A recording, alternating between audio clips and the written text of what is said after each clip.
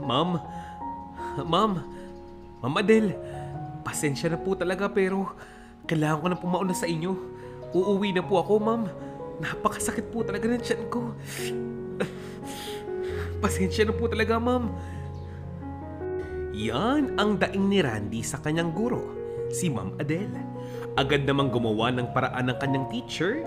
Alam niya kasi ang dahilan ng pagsakit ng tiyan ng kanyang estudyanteng ito. Paano ba naman? Halos sa loob ng 5 taon ay palagi na nga silang nagkikita. Palagi na nga silang magkasama. Siya bilang guro at si Randy bilang kanyang estudyante. Abay, paanong hindi mangyayari iyon? Ilang beses na nga bang napaulit ng grade itong si Randy dahil nga palagi siyang absent, palagi siyang liban, palagi siyang late sa pagpasok sa paaralan. O di kaya naman, palagi siyang may karamdaman. Ang binatilyong si Randy ay nagmula sa isang pamilyang hindi naman mayaman. Mahirap lamang ang kanyang pamilya. Walang maayos na trabaho ang kanyang mga magulang. Palagi siyang gutom at palaging sumasakit ang kanyang tiyan.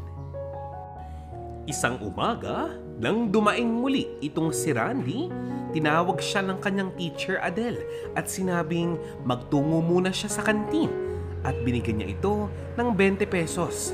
Bumili muna siya ng pagkain doon upang may laman ang kanyang tiyan, upang hindi siya nanghihina at patulog-tulog sa paaralan. Agad nagpasalamat itong si Randy at kinuha na nga ang pera. Patakbo siya nagtungo sa kantin at bumili ng pagkain. Ilang sandali pa, nang makabalik na nga siya sa kanyang classroom, kita ng kanyang teacher na may ngiti na nga siya sa labi. Hindi na nga siya namumutla. Kahit papaano, okay na siya sa buong maghapon. Tila ba parang bayani ang tingin nitong si Randy kay Ma'am Adele.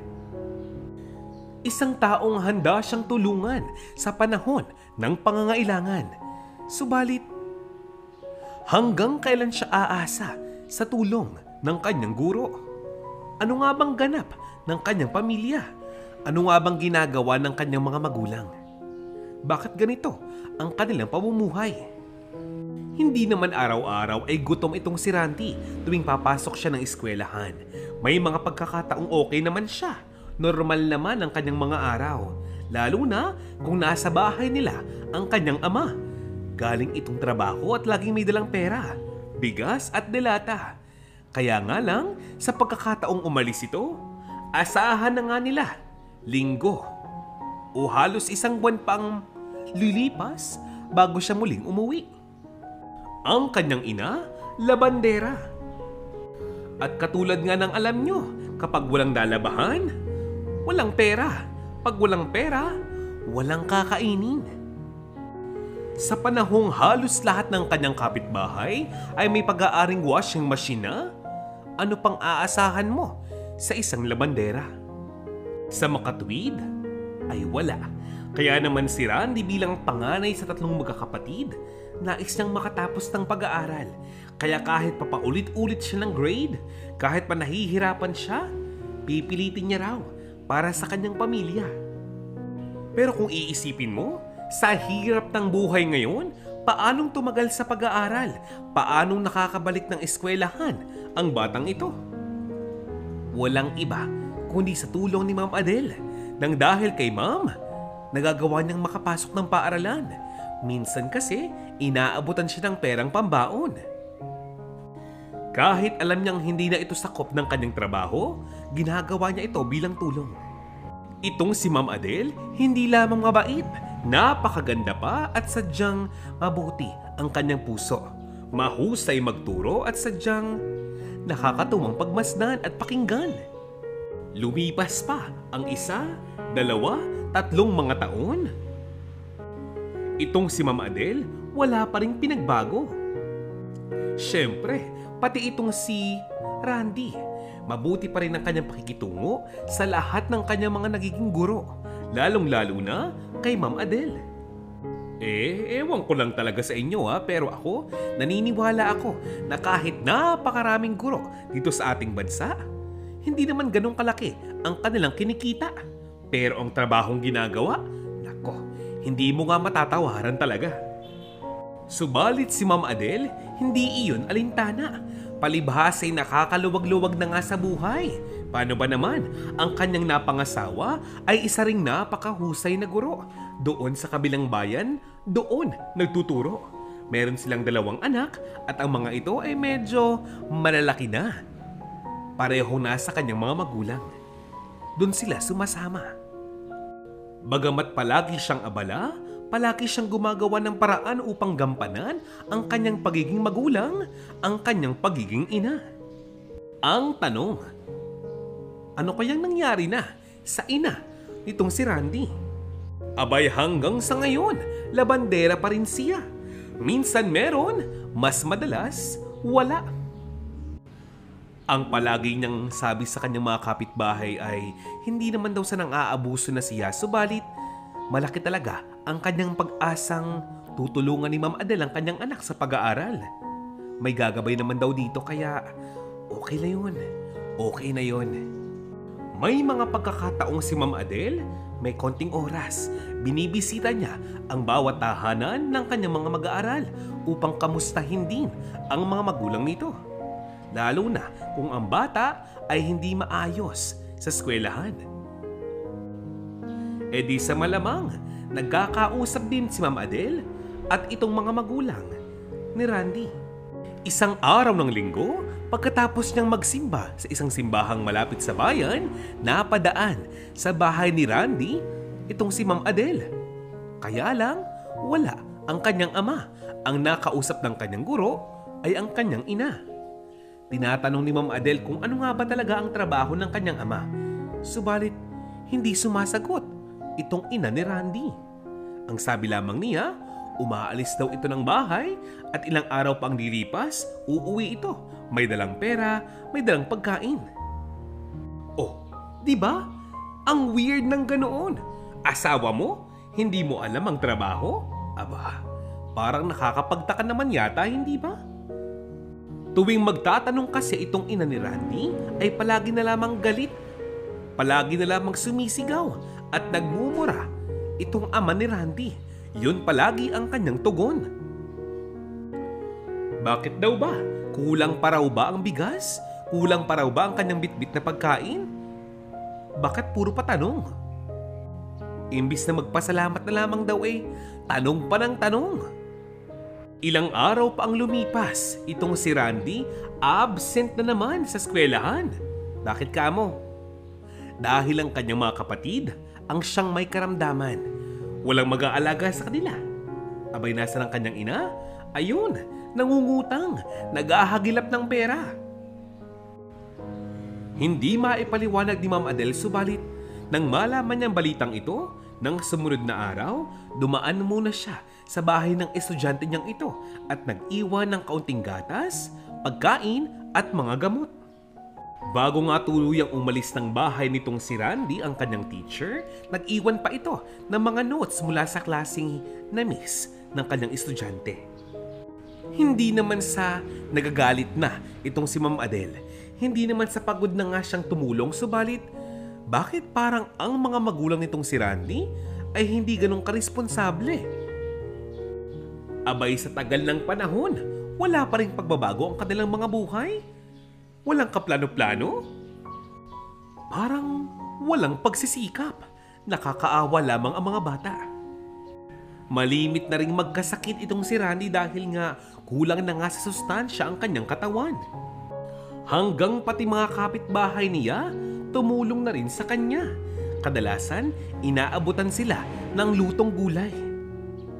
Si Ma'am Adele nagtungo naman sa pinakamalapit na health center sa kanilang barangay at humingi ng kaunting tulong, mga vitamin C para sa mga bata. Bakit nga ba napakalaki ng puso nitong si Ma'am Adele sa mga kabataan? Dahil lamang ba isa siyang teacher? Ano bang kanyang nais? Ano bang kanyang hangad?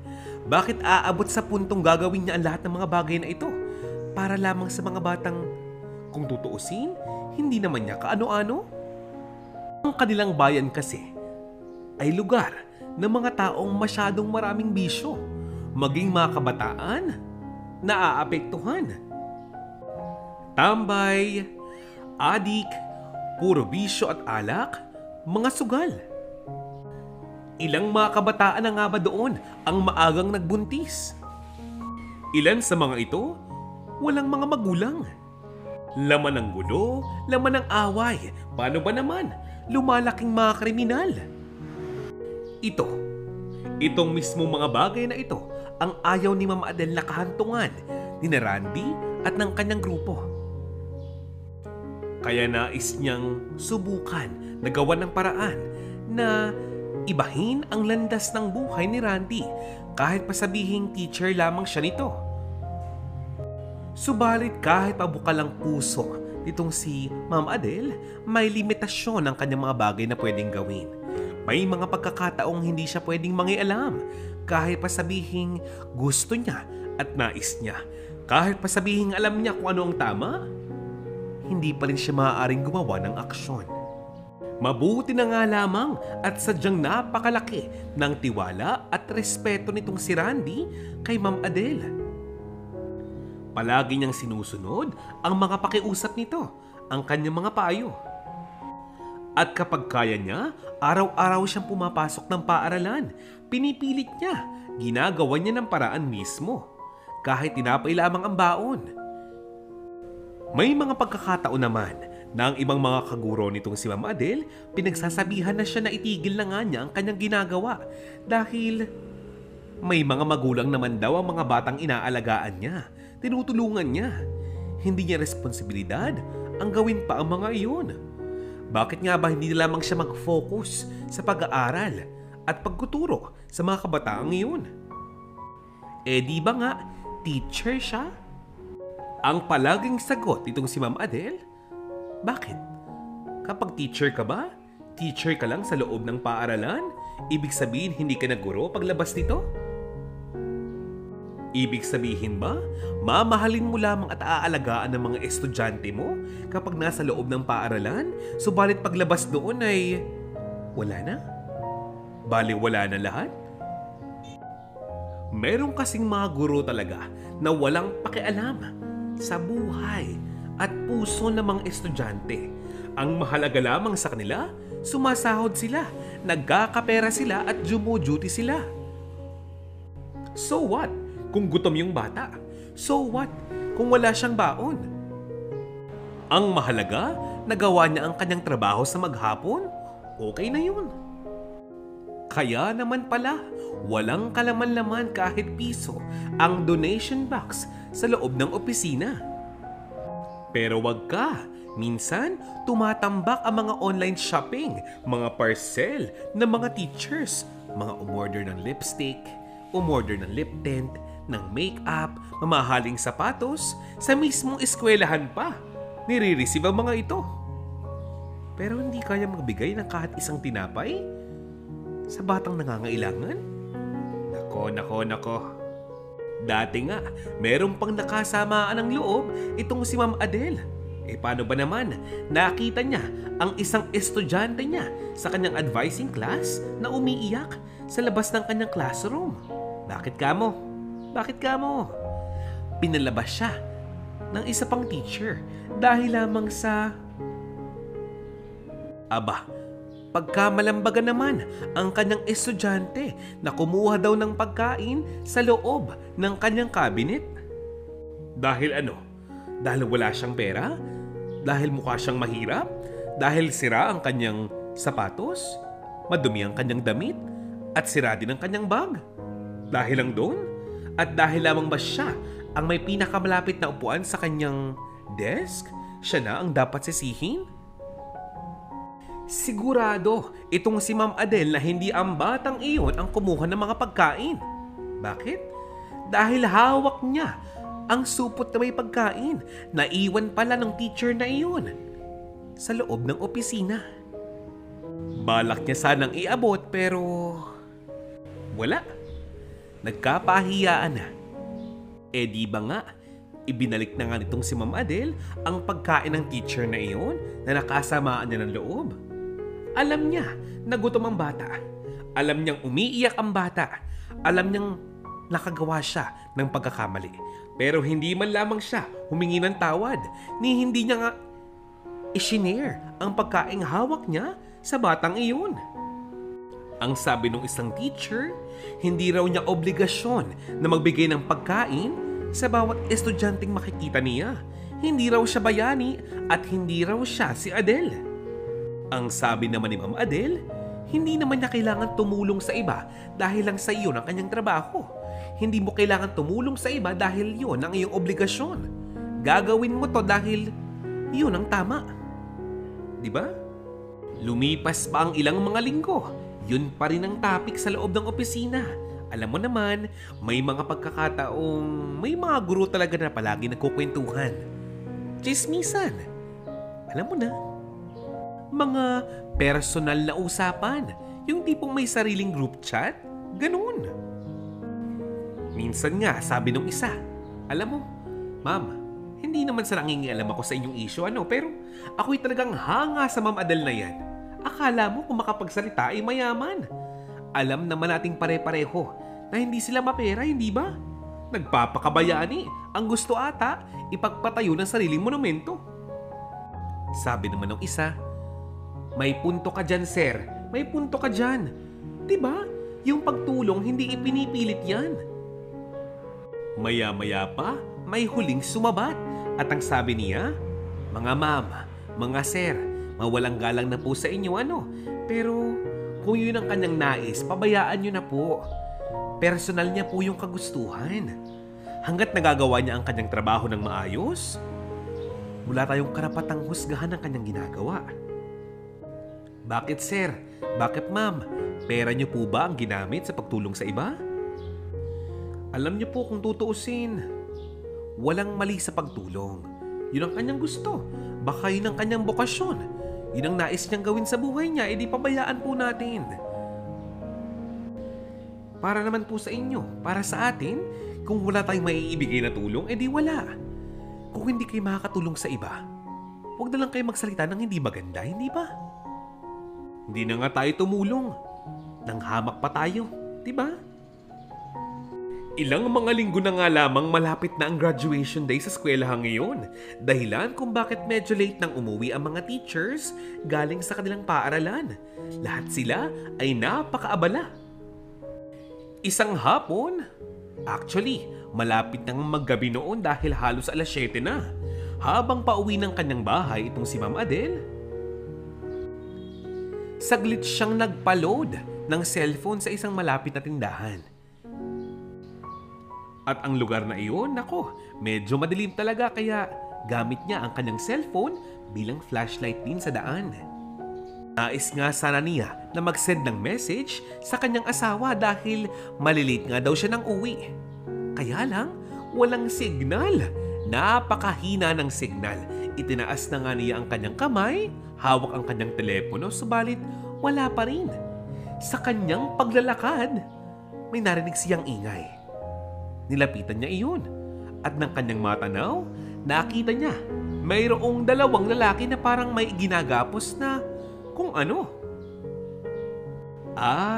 Baka naman nagkatapon lamang ng basura. Basura nga ba? Tatalikod na sana. Magpapatuloy na lamang siya sa kanyang paglakad. Subalit narinig niyang parang may nagmamakaawa. Binalikan niya at nakita niya, napamulagat siya dahil nakita niya ang lalaking nakagapos. Hindi ito basura.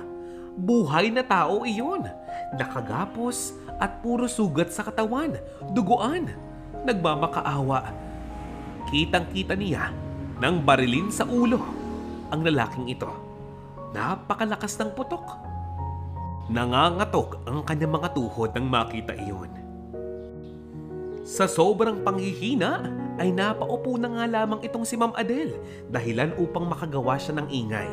Nakita siya ng mga salarin. Dagling tumakbo ang mga ito palapit sa kanya. Iniwan na nga ni Ma'am Adele ang kanyang sapatos at tumakbo siyang palayo rin. Napakabilis ang kanyang pagtakbo. Napakabilis. Nais niyang makatago. Nais niyang magtago sa mga taong ngayon. Binilisan niya ang takbo. Nakakita siya ng isang convenience store. Baka maaari siyang magtago doon. Kaya lang, agad siyang naabutan ng isang lalaki. Isa sa mga salarin. Agad tinakpan ang kanyang bibig at may ipinaamoy sa kanya. Tapos, nawalan siya ng malay. Hindi niya alam. Nagising na lamang siya. Nasa loob siya ng isang mabahong bodega. Nakagapos ang kanyang mga kamay. Napakadilim ng paligid. Oh, gising ka na pala. Naku madam, pasensya na po talaga. Trabaho lang ito. Walang personalan. Ikaw baga naman, nasaksihan mo yung mga bagay na dapat hindi mo makita. Ikaw ba naman kasi madam, noon pa lang, pakialamera ka na talaga. Shhh! Huwag ka nang umiyak. Huwag ka nang umiyak madam. Walang magagawa ang pakiusap mo sa amin. Patatahimikin ka namin sa ayaw mo at sa gusto. Iniintay lang namin ang signal ng boss namin. Kaya ikaw, magdasal-dasal ka na. Kahit anong gawing pakiusap itong si madam, ay hindi siya pakinggan ng mga lalaking ngayon. Hindi naman niya makita ang mukha ng mga ito dahil nga napakadilim at medyo malabo pa ang kanyang paningin. Mamakaawa itong si Ma'am Adele. Huwag naman daw sana siyang patayin. Nagmamakaawa ito dahil meron pa siyang mga anak. Meron siyang asawang maiiwan. Meron siyang pamilya. Pero siguro, naiingayan na nga sa kanya ang mga taong ito. Binusalan siya ng isang tuwalya.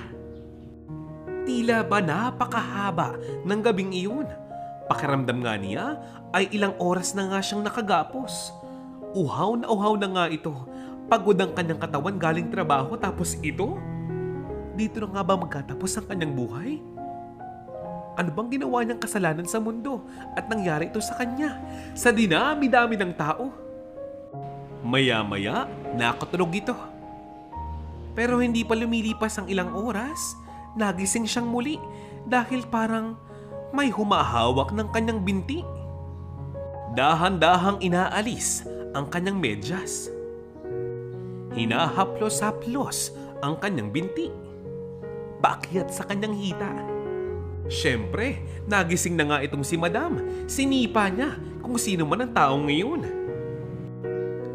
Inipon niya ang lahat ng lakas sa kanyang katawan upang gawin iyon. Ipagpapatuloy sana ng masamang lalaking ito ang kanyang balak pero biglang tumawag ang kanyang boss sa kanyang telepono. Kaya naman, napatigil ang kanyang karumaldumal na balak. Halos nauubusan na nga ng lakas itong si Ma'am Adele. Nauubusan na nga siya ng panahon. Hindi niya alam kung ano pang mangyayari sa kanyang buhay ngayon. Sa isip niya, dumadalangin na lamang siya na kung ano man ang mangyari sa kanya ngayong araw na ito, ngayong gabing ito, sana'y matapos na ang kanyang paghihirap at sana'y nasa maayos na kalagayan ang kanyang pamilya. Nakatulog na nga lamang itong si Ma'am Adele dahil gutom na nga siya, masakit ang kanyang katawan at talagang pagod na pagod na. Nagising na nga lamang ito at alam niyang umaga na nga noon dahil napakaingay. Alam niyang boses ito ng napakaraming bata. At dahil medyo mabaho talaga, squatters area ang lugar na ito. Napakahirap ng kanyang kalagayan. Nakagapos ang kanyang mga kamay, nakagapos ang kanyang mga paa. May nakabusal sa kanyang bibig, hindi siya makapagsalita. Masakit ang kanyang ulo, masakit ang kanyang tiyan dahil sa gutom at pagod na nga siya. Idagdag mo pa, hindi niya alam kung anong mangyayari sa kanya ngayon. Bubuhayin pa ba siya ng mga masamang taong ito?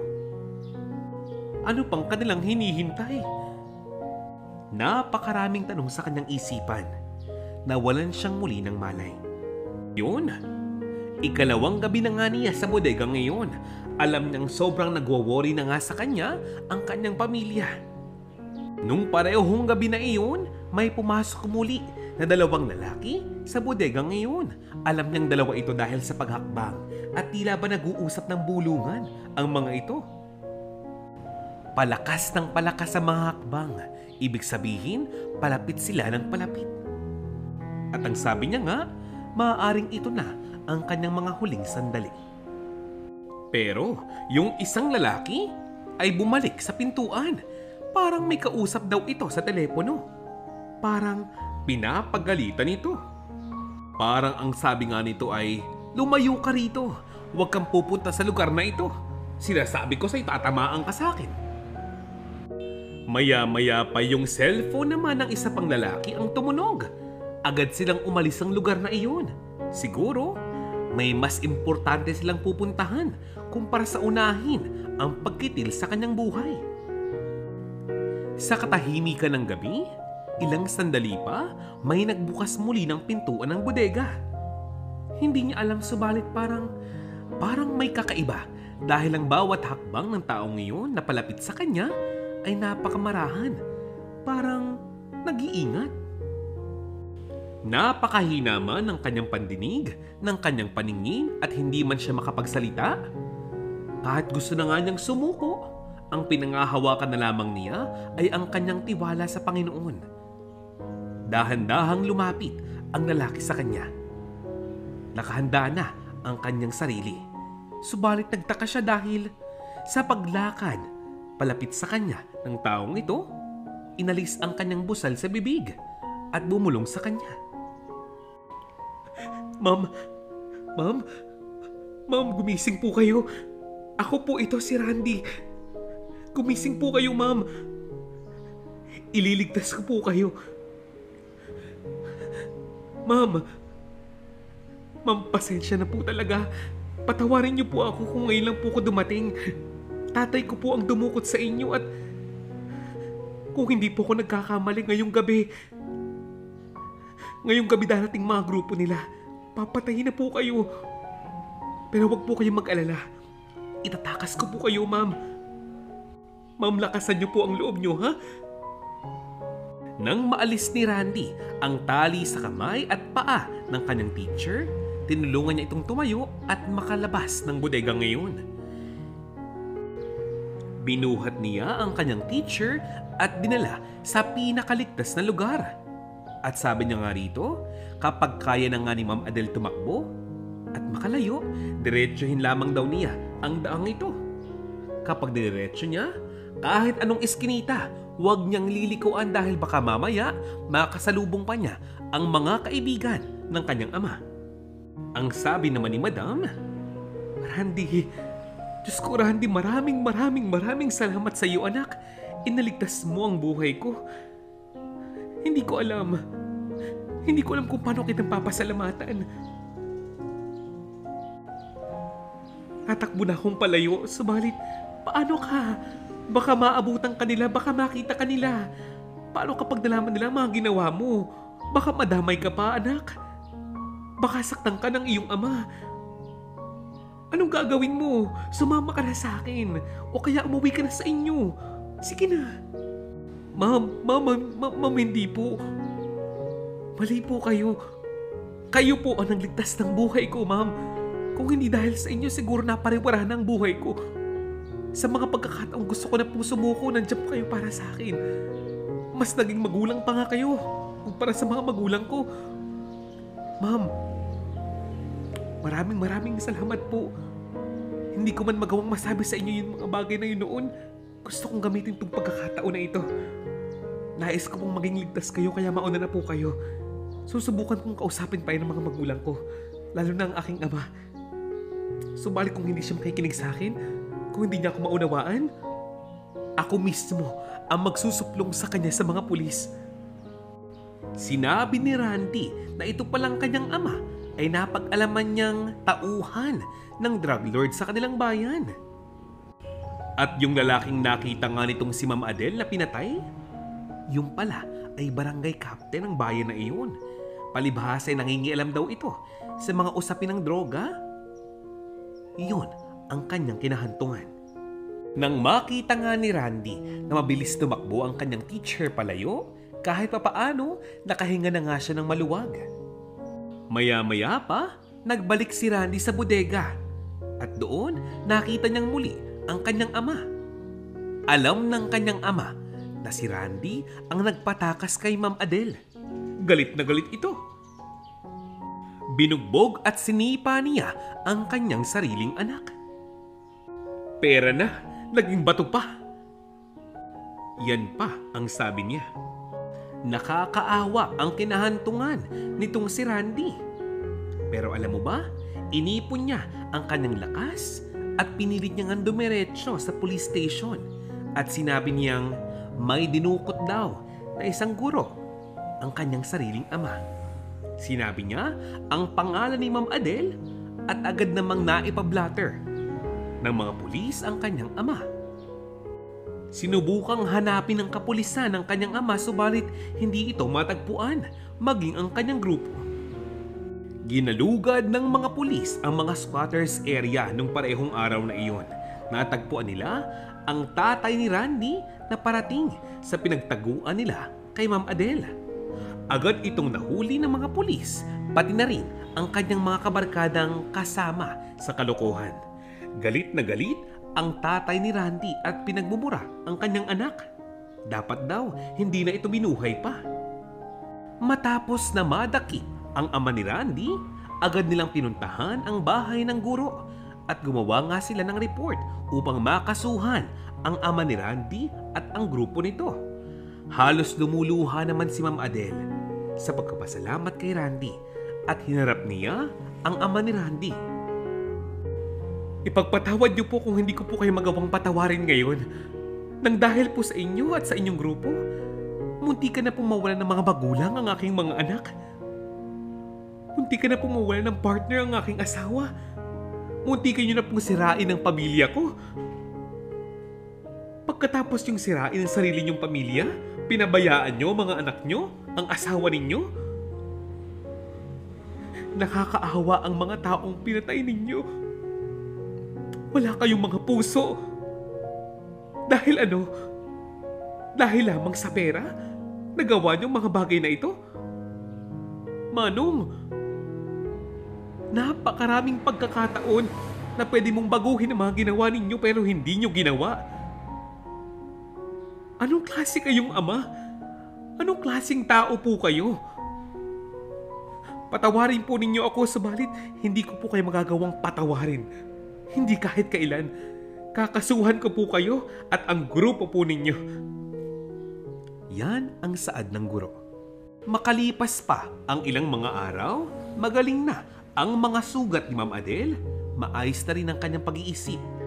Kasama niya ang kanyang asawa, nagtungo sila sa bahay ni Randy.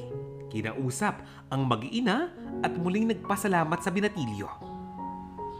Gumawa ng hakbang ang mag-asawang ito upang matulungan ang pamilya ni Randy.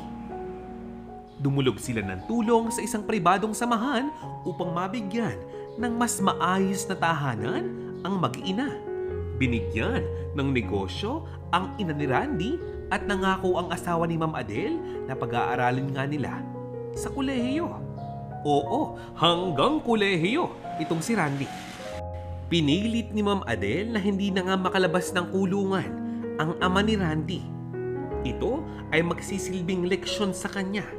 At sa pagtagal nga ng panahon, tila ba nakakalimutan na mag-iinang ito na nasa kulungan pa rin itong ama ni Randy. Palibhasa'y sanay na nga sila na ito'y palaging wala. Hindi naman niya ginagampanan ang kanyang mga responsibilidad kaya tila ba hindi na nga ito bago sa kanila. Lumipas pa ang ilang mga taon. Kinausap muli ni Ma'am Adele itong kanyang estudyante at sinabing, Randy, kami magre-retiro na. Titigil na kami sa pagkatrabaho. Sabay kaming mag-asawa. Kaya ang aking pakiusap sa iyo ay ipagpatuloy mo ang mga bagay na ginawa ko. Hindi naman kita pinipilit, pero ang sa akin lamang ay walang masama na tumulong sa iba. Alam mo yan, hindi ba? Tamang-tama. Isa ka na ring guro ngayon. Huwag na huwag mong kakalimutan na ang mga taong tumutulong ay pinagpapala ng Panginoon. Hindi mo kailangang gawin ang parehong bagay na ginawa ko. Basta, alam mong nakatulong ka, panindigan mo, ipagpatuloy mo. Gaano man kalaki o kaliit yan, asahan mo nakikita ito ng Panginoon. Pangako mo sa akin, ha? Habang buhay, tatanawin kong utang na loob ang pagligtas mo sa buhay ko. Kung ako'y naging bayani para sa iyo, mas lalo ka nang naging bayani sa akin. Hindi lamang sa akin pero maging sa aking pamilya. Palagi kang mag-iingat, ha? Kaawaan ka ng Diyos. At niyakap ng mahigpit nitong si Randy ang kanyang dating guro na si Ma'am Adele. At dito na nga po nagtatapos ang ating istorya ngayong araw na ito. Eto na talaga. Shout out time! Shout out para sa iyo, Princess Rocker, Lenlen Siman at Nelia Tejano. Maraming salamat sa iyong komento, Mary Guse, at syempre sa inyo, Faye Hines, Cherry Martinez at Bebeng. Hello, Miss Jenaline Palencia, Mariz Santiago from Antipolo City, at Nelia Muñez. Hello, Merlilyn from Athens, Greece, at Alma Cananca. Hello, shout out Miss Merced Pineda at Geraldine Ojida. Mirna Galicia, hello. Hello din po Miss Leticia Lantiwen, Gloria Ledesma at Victoria Gonzalez. Siyempre, meron din si Esti Romeo at Mylen del Rosario. Rosang Gala Channel, Heart, Marion Quinto, at Lynn Nationwide. Ito.